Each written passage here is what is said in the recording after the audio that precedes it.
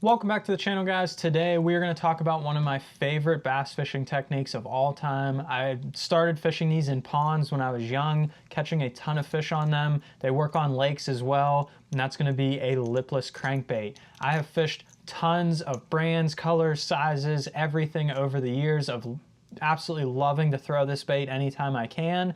And I've learned a lot about lipless crankbait fishing in that time. So today we're going to break down 3 things you need to know about lipless crankbait fishing and a couple key pieces of information that you need to focus on to make sure you're catching the most amount of fish when you're fishing with a lipless crankbait. While some of the country is already able to fish a lipless crankbait and it's one of the hottest baits to be throwing right now, up here where I live in the Northeast, we're still waiting on our chance to get to throw this thing. But with it coming up, I wanted to put that information out there for you guys that are already fishing it or the guys that are waiting to get ready to fish this thing. It's coming soon and I cannot wait. I will have this thing locked in my hand for a few videos this spring, and hopefully we'll catch a ton of bass on this thing. So stay tuned, let's get right into it. So the first thing we're going to focus on with our lipless crankbait, you don't want to fish the same lipless crankbait for every condition. So what I mean by that is there are different bait shapes that do different things. So if you get one lipless crankbait and just go out there and fish it, it might work for most scenarios, but there are some lipless crankbaits that are better in other types of cover. There are some lipless crankbaits that will work in all types of cover. It just depends on what you have and what you look for on the shelf. So I have 3 options right here. These are my 3 favorites and they all do a different thing. You do not have to use the same ones that I'm going to talk about. These are all going to be 6th Sense baits. If you'd want to support the channel, you can use my code Quince on the website. You'll save 10% off your order of lipless crankbaits or anything on the website, and you'll be helping out the channel a ton. But if you don't like 6th Sense baits or you already have lipless crankbaits, that's fine. You can use whatever you already have. Just take what I'm about to say about these bait shapes here and apply it to what you already have or the other brands you use. So the first one right here, this is the Quake. This is going to be my everyday lipless crankbait. It's going to work for almost all scenarios. It's not going to be perfect at any of them, but it will work in all of them. This one has a very wide head shape across the entire body, but it's still thin. And what that's going to do, when the lipless crankbait runs nose down, if you have a fat head, it will bounce off of rocks. You could fish it around riprap and stuff like that. So this crankbait will bounce off rocks. But because of that wide shape, it's not the best at coming through grass. Sometimes it can get a little bit stuck on there. It might hang up on the head or the tail because they're fat.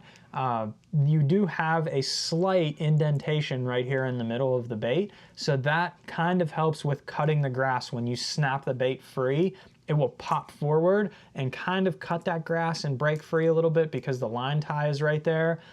Like I said, it will work in grass, it will work in rocks, but it's not the best one at either one. So these next 2 baits, depending if you fish one more or the other, that's when you're going to pick one of these 2. So if you really like to fish a lipless crankbait in the grass, this is the type of bait that you're going to be looking for. This is the 6th Sense Duke lipless crankbait.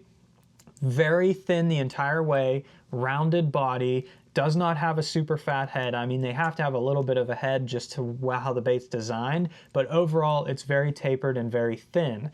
This is going to cut through the grass very well. It might get snagged in the rocks a little bit easier because it's thin. When you pull it to a rock, it might wedge in there rather than bounce off. But that thin profile is going to snap through the grass really easily and come clean through that. Especially if you're fishing in some very crisp grass like milfoil or hydrilla, you're going to be able to pop that free really easily, and it's going to be super effective to fish through that type of cover with this type of crankbait. Now on the other hand, if you're fishing rocks and you really like to fish riprap or gravel banks or stuff like that, you can fish a lipless crankbait in those areas and it's an excellent technique. This one is the Snatch.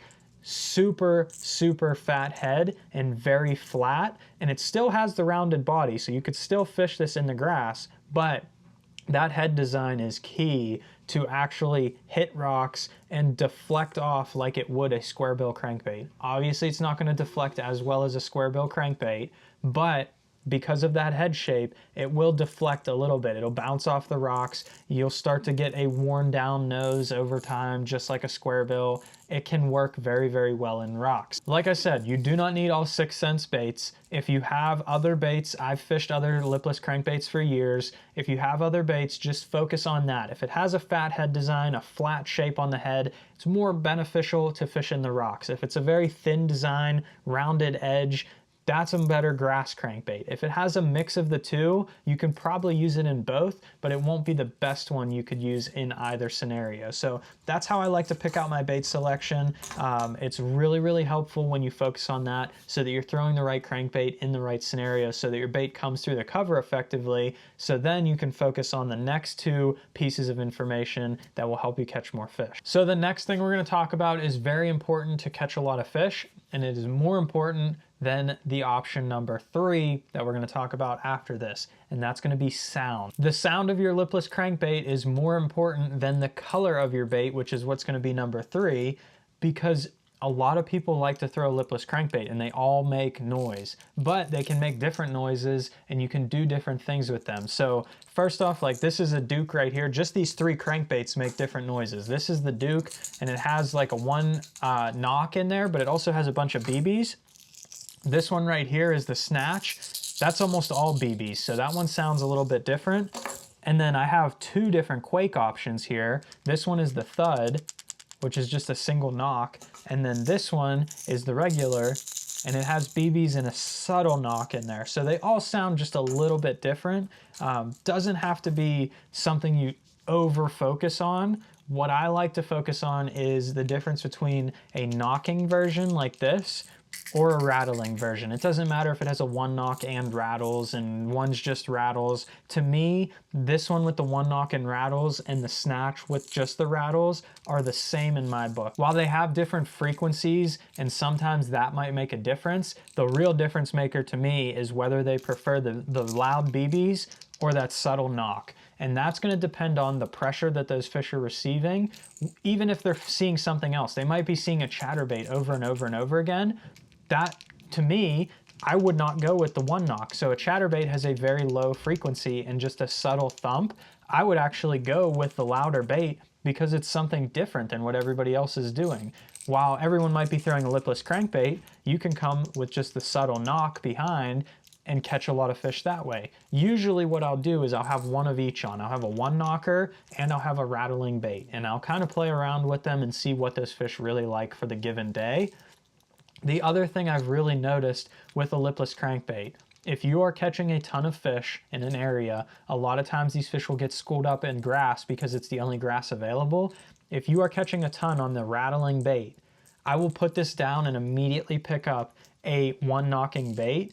I don't know what it is, but some reason bigger fish like that 1 knock sound, and I've caught bigger fish just because I'm going to that 1 knock sound. I've fished in a school of fish before down in Florida, catching 12-incher, 12-incher, 12-incher on the rattling bait, put it down and pick up the same color bait in a 1 knocker and caught an 8-pounder or a 5-pounder or whatever out of the same school of fish.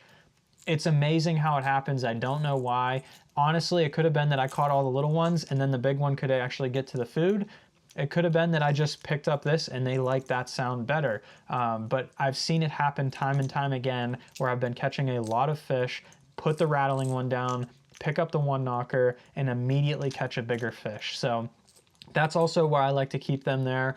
Sound is very important with a lipless crankbait. I know other crankbaits, they have rattles or silent versions as well, but that doesn't get talked about as much. When you're fishing with a lipless crankbait, it plays a lot more because you're not fishing, the vibration is almost always the same on these. They don't have a lot of different vibration. You can change your vibration from a flat-sided crankbait to a square bill. This, you can change your sound from a rattling to a 1 knocking, and that's a big key to get a lot more bites. So always try to have both on, but if not, start with the rattling one and then go to the 1 knock if you find some fish and want to try and catch a bigger one. Or like I said, if someone's throwing a chatterbait, you see a lot of chatterbaits being thrown, sometimes this is the rattling one's better. Or if everyone's throwing rattling baits, sometimes the 1 knock is better. Just doing something a little bit different than everybody else. And lastly, we're going to talk about color of baits. And this is kind of important, but not really. Color can play a little bit on these baits, but I keep it selective. I don't really go out and find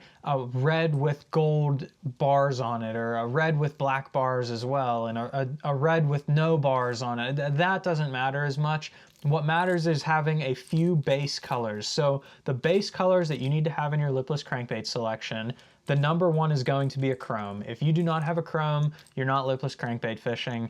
I absolutely love throwing a chrome, catches a ton of fish. It was probably one of the first colors of lipless crankbaits that I ever purchased, and it's probably one of the most popular, and for good reason. It imitates a shad better than any other bait, and you can fish it through a lot of cover. A lot of times you can fish it on that sunny day and catch those fish's eyes from a distance. So a chrome is going to be my number one, and the follow-up to that is going to be some type of white version. So they love eating shad. The chrome might work on those sunny days, but if you have a cloudy or very cloudy day, the white might actually work better because that still throws that flash without needing the sunshine. So a white and a chrome are your shad staples. You got to have something like that. Again, I don't know that I don't care about the difference in like these colors here. Like this one's white with a green back. It could be white with a blue back. I don't really care. This one's white or chrome with like a purpley back. I've had chrome with blue, chrome with black. It really does not matter. Get something that's chrome on the side, white on the side. You're good to go. You're only going to need two other colors from there. One is going to be your red. You got to have something red. Highly recommend getting something. This is the only bar on your bait kind of thing. Get something with a bar on the side. It does not matter what color it is. It could be blue, black, gold. It doesn't matter. Make sure it's something different than the regular bait. It's going to throw that flash so that it has some contrast. So this one has black on top, white on the belly, has some blue bars. When this bait moves, it has contrast in the water. So that as it's fluttering, it can throw more contrast than just a solid red. Not saying a solid red would not work, it absolutely will. Get something red. You have to have it in dirty water. I love fishing a lipless crankbait in dirty water and in grass. So if you're fishing around some green grass and some dirty water, that red stands out against both of those and catches a ton of fish. The last color that you need to have is going to be a gold. It's going to work in places as fish feed on golden shiners or on cloudy days. Now, if you want a 2-in-1 punch, this is my favorite color by far. This is called Golden Gill from 6 Cents. It is a bluegill color, but it has a gold base. So it's not an over-exaggerant bluegill color, but it has that little bit of orange in the belly, a little bit of purple to it. It just throws those bluegill colors, but it would still work if they're feeding on golden shiners too because of that gold base. So if I'm fishing ponds, if I'm fishing in Florida, any of those places, that's the first color I'm tying on, to be honest with you. If I went to a pond tomorrow, that would be the color I would throw. That or a red more than anything else, because those fish are either dirty water and cannot see the bait and you want to throw a red so they can find it, or they can see the bait and you want to throw the gold or the gill color because that's their main forage in a pond. So I don't overcomplicate it on colors. If you got a golden gill, a red, white, and chrome, you're good to go with just those baits right there. That'll cover all your bases. You will not need another color of lipless crankbait ever. So I hope you guys enjoyed today's video. If you want to see another video talking about another one of my favorite crankbaits, check that one out right there. It's an excellent winter crankbait and catches a ton of fish during these cold water months. Hit that subscribe button down below so you don't miss any more of my fishing videos coming up, and leave a like if you enjoyed today's video, and thanks for watching.